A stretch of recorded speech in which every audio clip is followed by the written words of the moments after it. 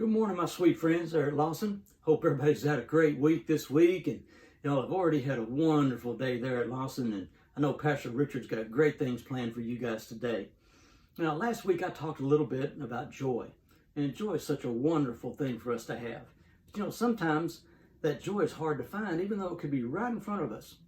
I heard a story a while back that kind of illustrates this. It was about a Sunday school teacher that she decided she wanted to do an experiment with her class. So what she did is she took and she gave each one of them a little lollipop and said, "Now don't eat that until I tell you to." Then she also gave every one of them a little pebble, and she had them take off their shoe, put that pebble inside their shoe, then put their shoe back on. So then she had them all stand up, and she opened the door to the classroom, and she said, "Okay, now y'all can unwrap that lollipop and eat it." So they all did that, and boy, they were good. They were loving that. So then she said, "All right, now I want y'all to march out into the hallway and walk around for a little bit." So they all did. They were out there walking around, but then she noticed they all started limping around, and they were moaning and complaining and whining and saying, "Oh, this hurts so bad. I can't do this." And they were limping and staggering around because it hurt so bad. So then she called them and said, "All right, it's time to come back in the classroom." And so when they all got sat down, she asked them, "So what did y'all think about that out there walking in the hall?" And every one of them complained and griped about how bad that it hurt to have that pebble in their shoe. But you know, not one of those kids mentioned how sweet that lollipop was in their mouth and how great that it tasted. Well, you know, we're just like that as adults, aren't we? So many times we fail to realize God's blessings that we have because we put too much emphasis on the struggles in our life. You know, the Bible tells us in Acts 16:25 that Paul and Silas were down in the deepest parts of the prison, down in the dungeon. But yet they were praying and they were singing hymns.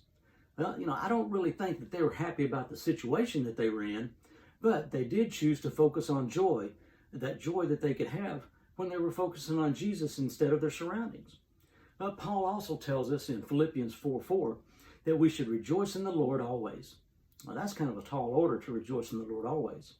But I read something else that could kind of bring that to our mind each day. And it says, each day when we wake up, we've got two choices. We can either rise and shine, or we can rise and whine. Well, yeah, I think it would benefit all of us if we would choose the latter of those and rise and shine every day. I think we'd all feel better about ourselves. But, you know, as we go through the week this week, why don't we, instead of focusing on the problems that we might have, let's try to focus on the Lord and the joy that we can have through Him.